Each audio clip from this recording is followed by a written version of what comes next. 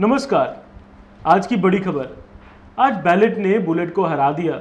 जी हां, आज पूरे देश में चुनावों के महापर्व का पहला दिन था और 20 राज्यों की 91 सीटों पर चुनाव हुआ, जिसमें लोगों ने काफ़ी उत्साह के साथ बढ़ चढ़कर इसमें हिस्सा लिया और अपने मतों का इस्तेमाल किया। 91 लोकसभा सीटों पर 1279 उम्मीदवार मैदान में हैं। अच्छा नागरिक, अच्छा प्रधानमंत्री बनाने के लिए आज अपना मत डालने आ रहे हैं। और यहाँ पे जो सिस्टम है, आपने देखा महिलाएं यहाँ से आ रही हैं और सारा यहाँ पे गवर्नमेंट का जो सिस्टम है वो बहुत अच्छा है। लोगों में बहुत जोश है, बहुत जोश है। वोट जो डाल रहे हैं, काफ़ी बुजुर्ग भी आए हैं, बहुत जोश है अभी हैं। यही प्रधानमंत्री मोदी ने लोगों से अपील करते हुए कहा कि सभी लोगों से मेरी विनती है कि लोग भारी संख्या में हिस्सा लें, पहले मतदान करें और फिर जलपान करें। आज एक अच्छी तस्वीर तब दिखी जब आतंकवाद से ग्रस्त श्रीनगर के बारामूला सीट पर भी लोगों की लंबी लंबी कतारें देखी गई। इसके साथ नक्सल प्रभावी बस्तर, सुकमा और कुछ दिन पहले जहां दांतेवाड़ा में एक आईईडी ब्लास्ट हुआ था, वहां पे भी लंबी कतारें देखी गई। इसके साथ लोगों ने उन लोगों को जवाब भी दे दिया कि वह गोली से ज़्यादा मत पर विश्वास रखते हैं। दिन में तकरीबन 12:15 बजे के करीब छत्तीसगढ़ के गढ़चिरौली से एक आईईडी ब्लास्ट हुआ की खबर आई उसकी, जिसमें किसी के हाथाहाथ होने की खबर नहीं थी। लेकिन उसके बाद से ही जम्मू सिटी में भी एक इंटेलिजेंस अलर्ट जारी कर दिया गया इलेक्शंस के मद्देनज़र कि कहीं आईईडी ब्लास्ट यहाँ पे भी हो सकता है, निशाना बना सकते हैं। पूरे देश भर में युवाओं से लेकर बुजुर्गों में मतदान में बढ़ चढ़कर हिस्सा लिया। पहले चरण में गुरुवार को हुए मतदान के लिए जम्मू, पुंछ और बारामूला लोकसभा सीटों के लिए मतदान हुआ। दोनों सीटों पर अगर हम बताएं आपको तो 33,17,882 मतदाताओं ने वोट डालने हैं। इनमें से जम्मू पुंछ लोकसभा सीट पर ही मतदाताओं की संख्या 20,485 है। प्रशासन की तरफ से सभी केंद्रों पर सुरक्षा के व्यापक बंदोबस्त किए गए हैं। जम्मू पुंछ लोकसभा सीट पर 24 उम्मीदवार चुनावी मैदान में हैं और बारामूला सीट पर 9 उम्मीदवारों के भाग्य का फैसला आज कर दिया। जैसे एक तरफ विभिन्न राजनीतिक पार्टियां और उनके कैंडिडेट्स इस समय तनाव में होंगे कि 23 मई को उनका भाग्य जब खुलेगा कि तो क्या होगा उसमें, वैसे ही अपने लोग भी जो हैं 23 मई का बड़ी बेसब्री से इंतज़ार कर रहे होंगे। जब द अर्थ न्यूज़ की टीम ने मत डालने आए लोगों से बात की तो उनका कहना था कि वह देश के लिए वोट डालने आए हैं। कुछ का कहना था कि वो डेवलपमेंट के मुद्दे के ऊपर उनके लिए सबसे ऊपर है और वहीं अपना मत उसको ही देकर डालेंगे। नौकरियां वगैरह और जो भी ज़रूरतें हैं आम नागरिक की वो पूरी करे। लगता है आपको बेरोजगारी में अब कमी आएगी? हाँ, क्यों नहीं आएगी, ज़रूर। इंफ्रास्ट्रक्चर बढ़ेगा तो बेरोजगारी में कमी आएगी। विकास चलना चाहिए, सरकार अच्छी आनी चाहिए, तगड़ी सरकार, देश आगे बढ़े और ऐसा कोई मिले हमारा नेता जो देश को आगे बढ़े। पॉलिटिकल एम्पावरमेंट ही मेन एम्पावरमेंट है। हम इनको गाली दें, अच्छा लगे बुरा लगे, इनके बगैर कोई सिस्टम और है नहीं, तो इसको इग्नोर करना बिल्कुल जायज़ नहीं है।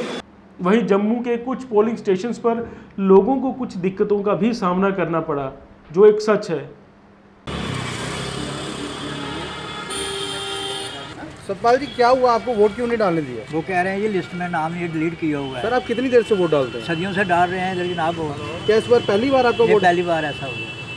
जहाँ पर कोई 10-15 जो ऐसे हैं जिनका लिस्ट में नाम डिलीट हुआ है, लेकिन उसके बाद जो लास्ट पेज है उसमें उनका एडिशन है, यानी एक दफ़ा डिलीट किया गया है बीच में, प्लस उसके बाद जो लास्ट पेज है उसमें इन सब के नाम हैं। सर, अभी कॉर्पोरेशन इलेक्शन हुई, उसमें नाम थे? बिल्कुल नाम थे। इन्होंने खुद बोल रहे हैं कि मैंने डाला हुआ है, कॉर्पोरेशन इलेक्शन में डाला है, अभी डाला है कॉर्पोरेशन इलेक्शन में। अब जो प्रोजेक्टिंग ऑफिसर हैं ये बात ही नहीं कर रहे, ये कोई बात नहीं, ढंग से बात नहीं कर रहे। ये ऐसा है, बाहर चले जाओ, ये करो वो करो, ये तो कोई गलत बात है। नहीं, आदमियों का जो वोट था वो यहाँ से। वहीं पुंछ के कुछ ईवीएम के खराब होने की खबर भी सामने आई, जिसके बाद से घाटी के नेता उमर अब्दुल्ला, महबूबा मुफ्ती जैसे जो घाटी के नेता हैं, उनके द्वारा सोशल मीडिया में सिलेक्टिव बयानबाजी शुरू कर दी गई। इसी दौरान कश्मीर में कुछ पॉलिटिकल पार्टीज के वर्कर द्वारा भी सोशल मीडिया में वीडियोस वायरल किए गए जिसमें वो ईवीएम में गड़बड़ी की बात कर रहे थे और प्रदर्शन भी कर रहे थे पोलिंग स्टेशंस में। वहीं जब घाटी के नेताओं को अपने वर्कर्स को प्रोटेस्ट करने के तरीका सिखाना चाहिए, कुछ ऐसे बड़े नेताओं ने प्रोपेगेंडा करने के लिए जल्दबाजी में सोशल मीडिया में अनवेरिफाइड वीडियोस को भी शेयर करना शुरू कर दिया, ये सोचे बिना कि इससे मतदाता, जो लाखों की संख्या में मतदाता आए हैं, उन पे इसका क्या असर पड़ेगा, और इल्ज़ाम लगाना शुरू कर दिया सिक्योरिटी फोर्सेस पे कि वो भाजपा को वोट डलवा रहे हैं।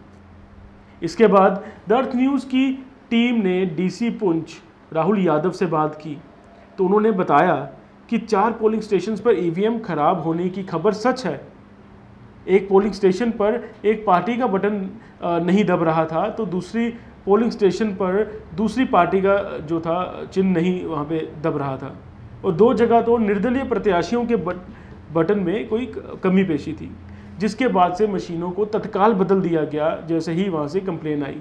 पुंछ में अभी तक काफ़ी पॉजिटिव रिस्पांस इलेक्शंस का रहा है और डिफरेंट इलाकों में लोग काफ़ी बड़े नंबर में इलेक्शन में पार्टिसिपेट कर रहे हैं। अभी तक हमारा जो 11 बजे तक का पोल परसेंटेज था उसमें 20% तक वोट डाले जा चुके थे, और जो अभी 1 बजे तक की जो हमारे पास फिगर है उसमें तकरीबन अभी हमारी फिगर कंपाइल हो रही है, लेकिन तकरीबन जो है 33% लोग अब तक वोट अपना कास्ट कर चुके हैं। और इसमें कुछ जगहों पर हमारे कुछ परेशानी भी आई, लेकिन जैसे ही कहीं पे ईवीएम का अगर कोई प्रॉब्लम आई है तो उसको फौरी तौर पर चेंज किया गया। सर उन्होंने ट्वीट किया कि पुंछ के अंदर कांग्रेस के बटन जो काम नहीं कर रहे हैं।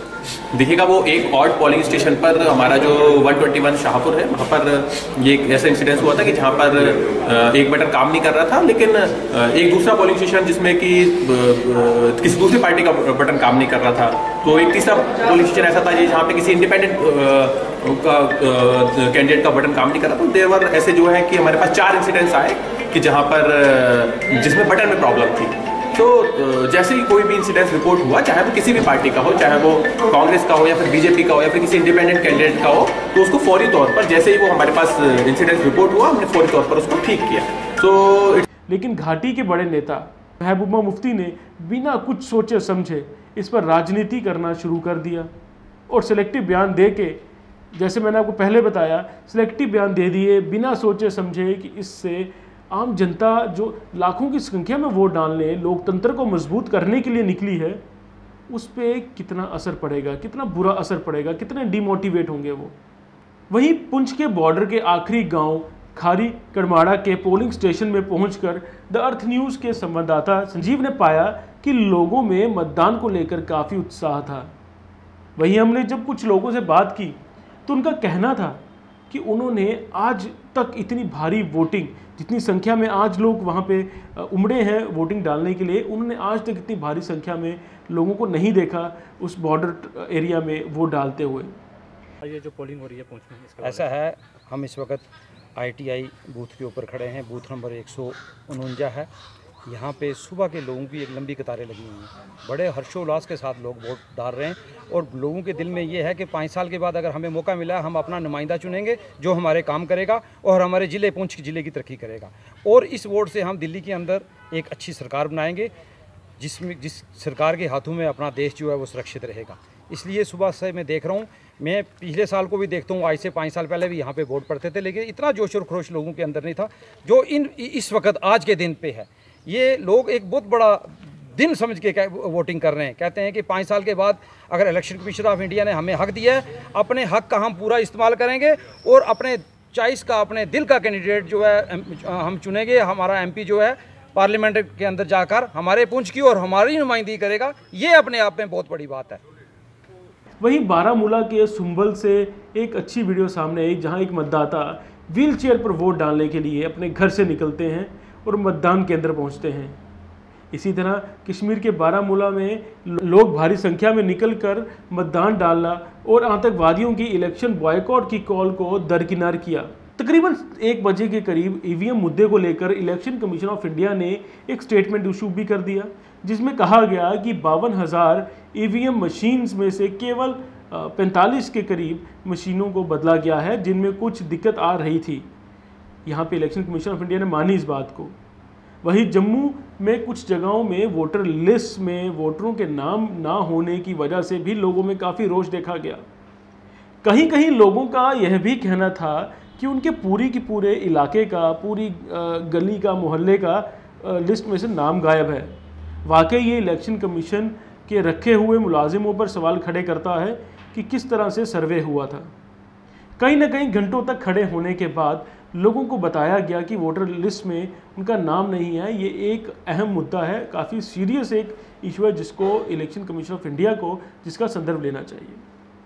तो अगर हम आज के दिन का मूल्यांकन करें तो आज पूरे देश में बम्पर वोटिंग हुई पहले फेज़ के लिए और लोगों ने बढ़ चढ़कर इस महापर्व में अपना योगदान दिया। आज इतने दिनों की इलेक्शन कैंपेनिंग के बाद देश ने जिस तरह से बाहर निकलकर वोट डाला, लगता है भारत का भविष्य सुनहरा है। आने वाले चुनावों के फेजेस के लिए द अर्थ न्यूज़ भी आपसे रिक्वेस्ट करेगा कि आप बढ़ चढ़कर बाहर आएँ, अपना वोट डालें, अपने मत जो है उसको डालें ताकि आप सही नेता को चुन सकें, सही अपने नुमाइंदा जो है उसको पार्लियामेंट में भेज सकें। धन्यवाद।